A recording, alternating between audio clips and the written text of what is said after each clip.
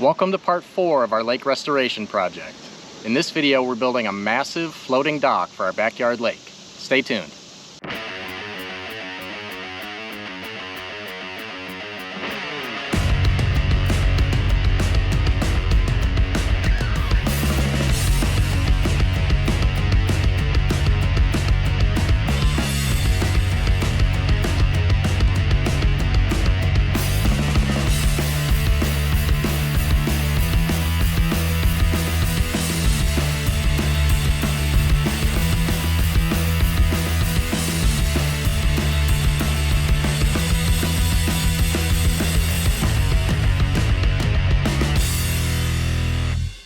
Check out our website if you'd like to get some CityBilly gear of your own.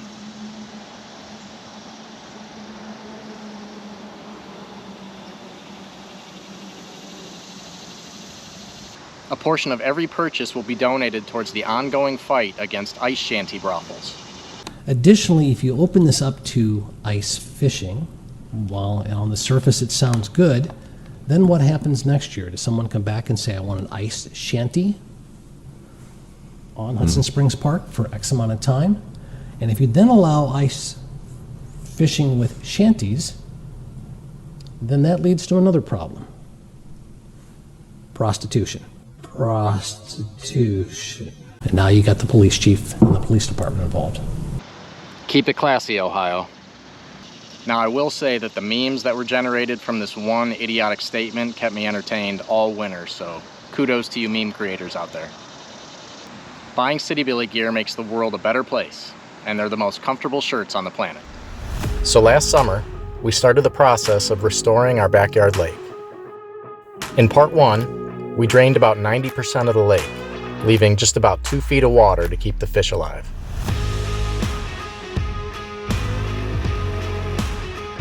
In part 2, we had an excavating company dredge out 50 years worth of muck from the lake bottom. Then in part 3, we added several pieces of fish structure to give the fish places to hide and reproduce.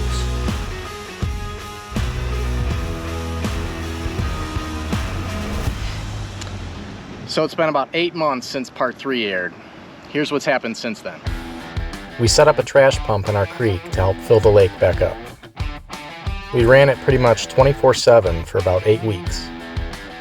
We wanted to make sure the lake had enough water to keep the fish alive when the harsh Cleveland winter arrived. Winter is coming. When spring arrived, we had a couple unexpected issues that we had to deal with before we could move forward. One of our geothermal coils that I had carefully placed at the lake bottom inexplicably floated to the surface. The cinder blocks that were holding it down apparently came loose. When the geothermal coil floated up, it took one of the bubbler lines with it. The diffuser got flipped over and quit making bubbles. And finally, Caesar the duck that presides over the Coliseum we built came loose and floated away yet again.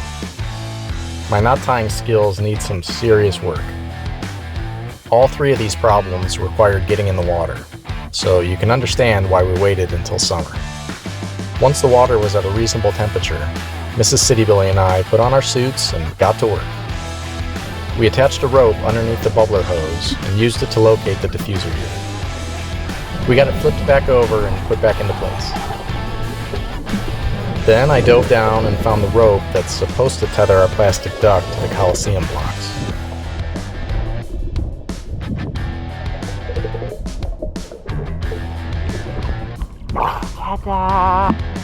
Third time's a charm, right?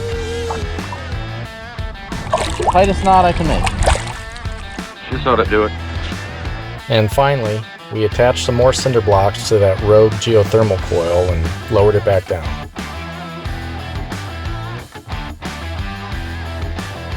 We also planted grass over the dried muck in our new backyard.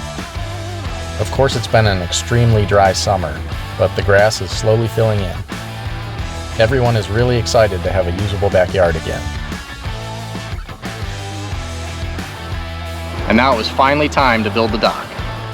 The dock has 2 main parts, a stationary walkway and a larger floating dock. The walkway will have a short, hinged section that will connect the 2 parts together. This allows the floating part to stay flat as the water level changes. Now let's rewind back to last fall when we installed the stationary walkway. We needed a solid, stationary walkway to keep the floating dock from moving around. Since we already had the lake drain, this was the perfect time to get the concrete pillars installed. We rented a 2-person auger to dig the holes.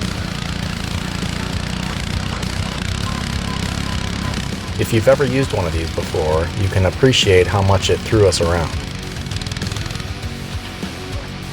Trying to control this thing on such a steep slope made it so much more fun.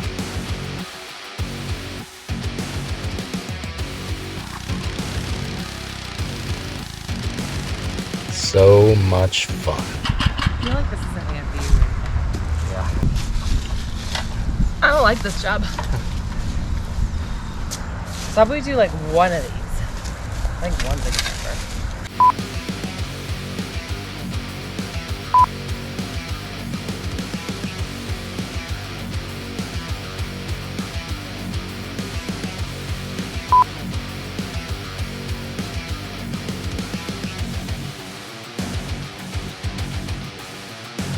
Perseverance was the word of the day. Luckily, Mrs. CityBilly is strong with plow, And she's strong on plow. and we got the 4-footer holes dug out.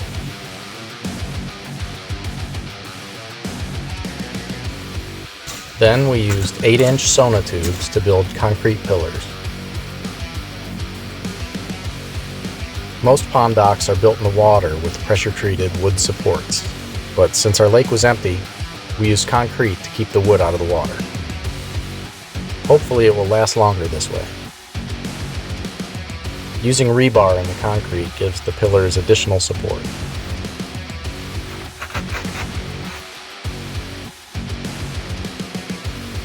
Oh, yeah.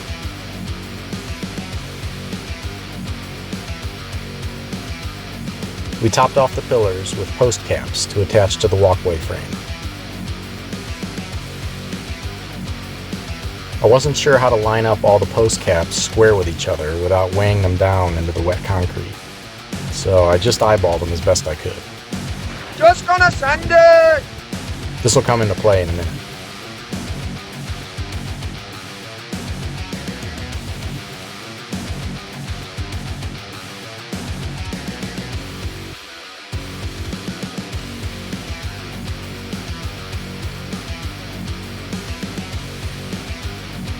We had a couple 4x6 boards left over from a previous project, so we used them for the 2 long sides of the frame. The rest of the walkway and the dock will be built out of 2x6s. The concrete in one of the pillars settled a little more than we wanted. In order to keep the dock level, we had to make up for the loss in height with a small block of wood.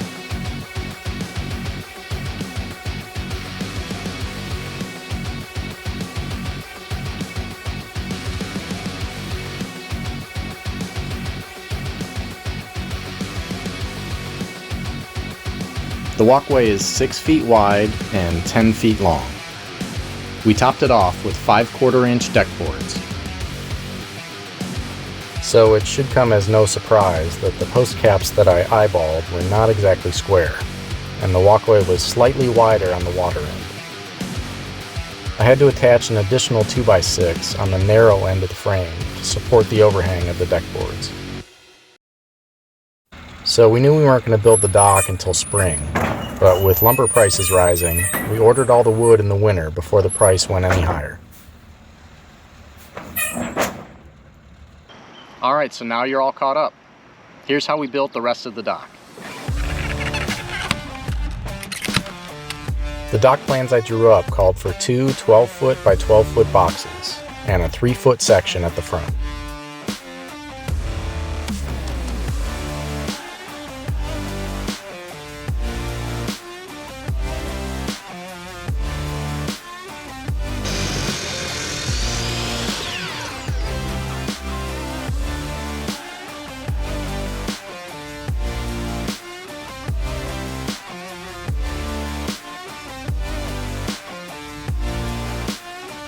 I framed the boxes first.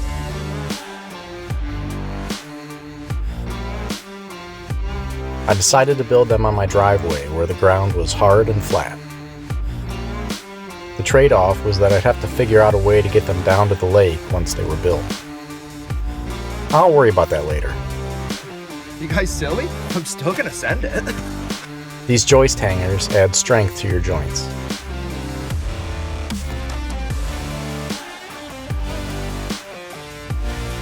Okay, one box down, one to go. Ratchet straps are an easy way to square up large frames like this.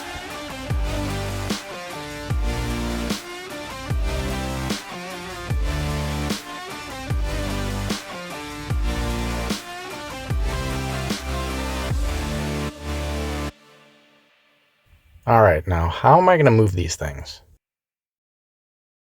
Now let's move on to one of the most important parts of the floating dock. The floats! We ordered our dock floats from Dock Builders Supply, which is based out of Florida. I did some rough calculations to figure out how much all the lumber was going to weigh, and add a little more to account for people and stuff on the dock. I definitely wanted to make sure that the dock had enough buoyancy to float. I compared how much buoyancy I needed with the dimensions of the dock to figure out how many floats I needed and how to space them out. We ordered several different sizes, but they were all 12 inches tall. They sell taller floats, but I wanted our dock to sit as close to the water as possible.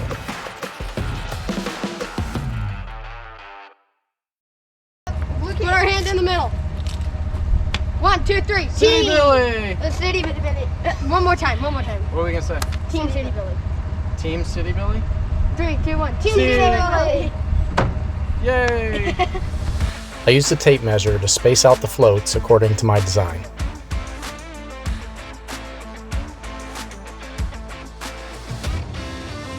Then I called in a bunch of favors to help get the dock frames down to the water.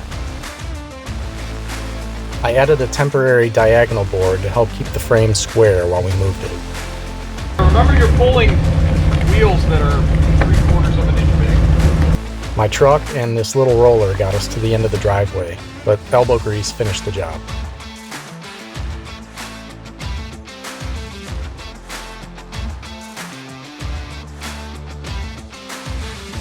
I'm very blessed to have good friends close by when I need them. The next day, Mrs. CityBilly and I attached the two squares together with some mounting plates and bolts. Then we attached the floats to the frame with lag screws and washers.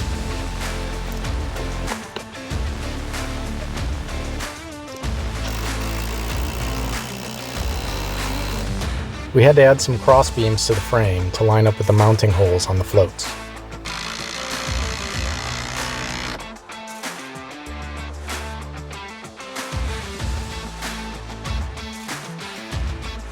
Some of the holes required some creative maneuvering to reach. Then we built the 3-foot nose on the front of the dock.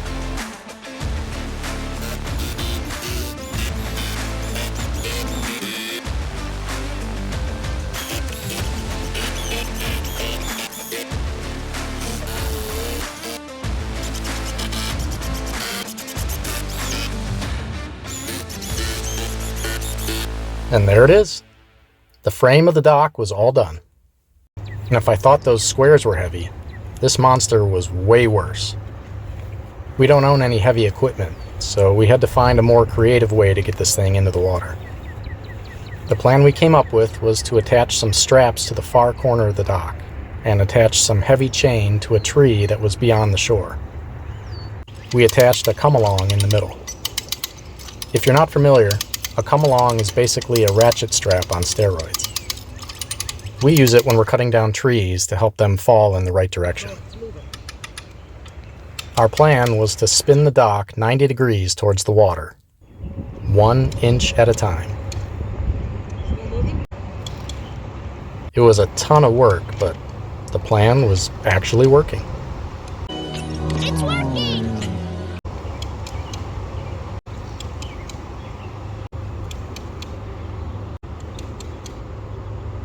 It's working!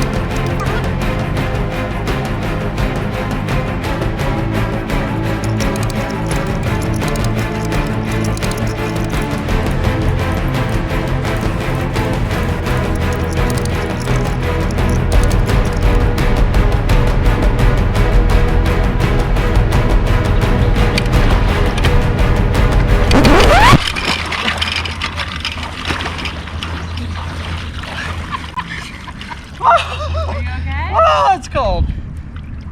This segment is sponsored by Harbor Freight Tools. Oh.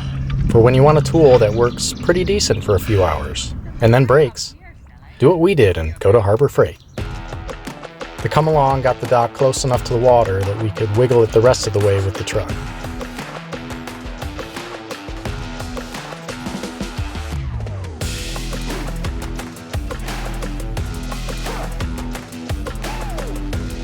Add in a little more elbow grease and voila!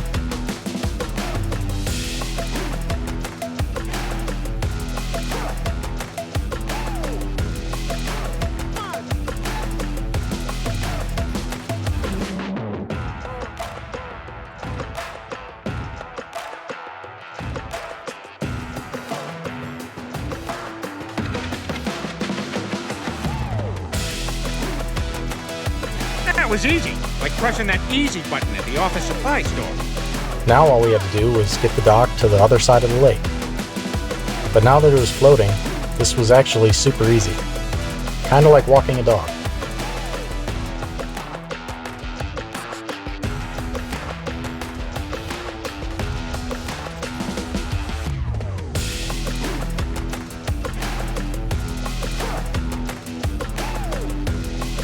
I wanted the wood part of the dock to come as close to the surface of the water as possible. We attached 2x12s along the entire perimeter to cover up the floats.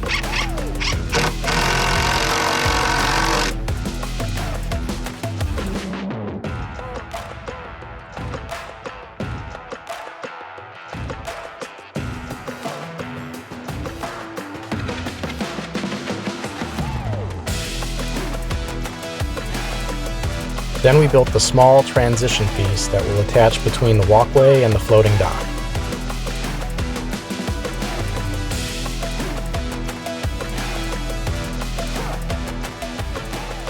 There's hinges on both sides that attach with 3/4 inch connector pins. It's really important to measure out the hinge locations so they all line up when it's time to attach everything together.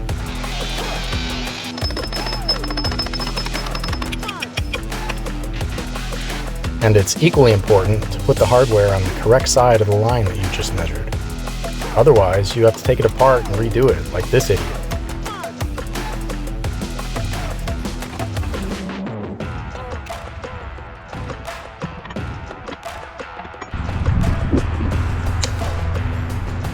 Now that everything is attached, it was time to add the deck boards. A lot of deck boards.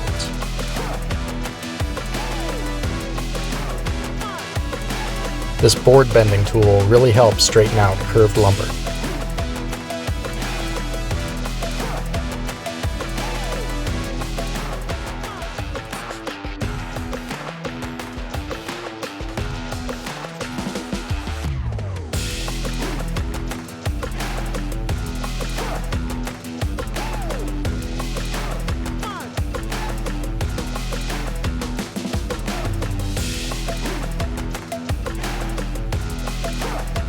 As always, my youngest son was eager to help out in any way that he could. If you'd like to help him out, check out his YouTube channel and hit the subscribe button.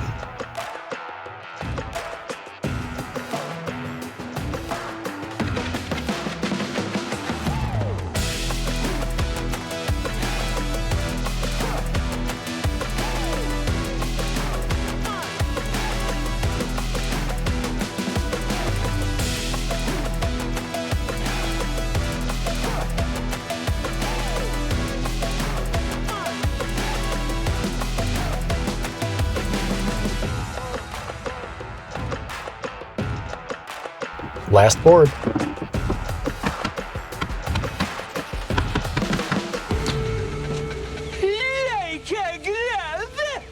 The last thing to add was a swim ladder.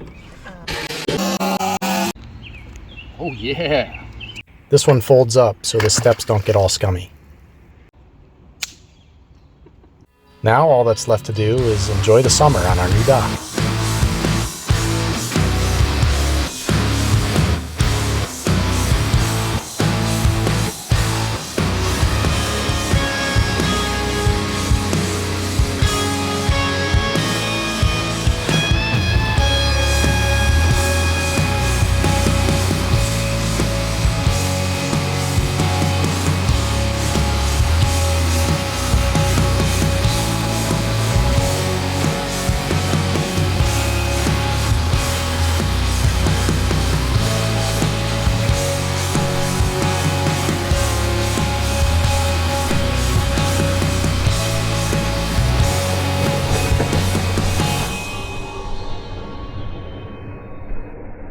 Alright, that's it for part 4.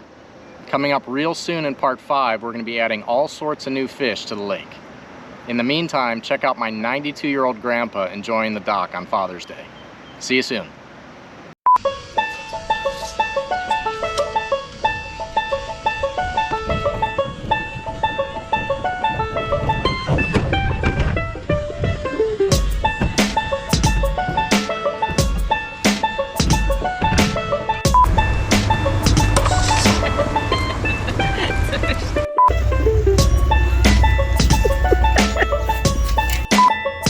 Oh yeah, give the people what they want.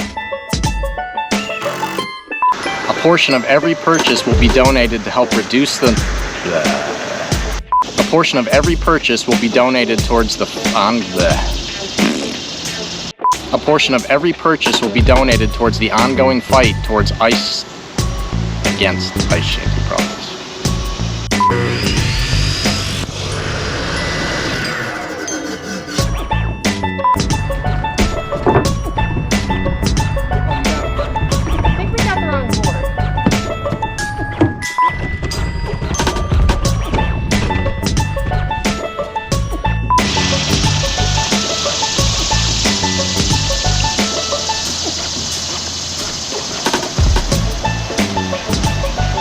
In this video, we're building a massive... Come on.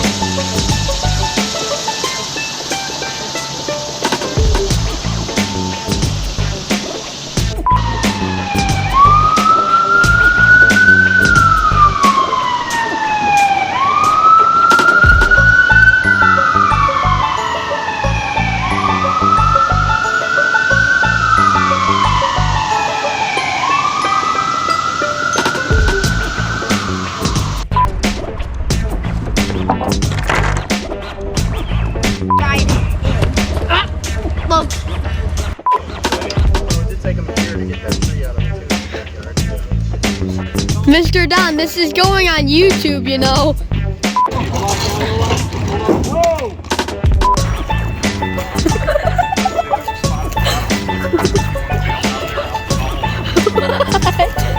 See? I got the pole. Let's rewind back to last fall when we installed the stationary dockway. Stationary dock. Now let's There's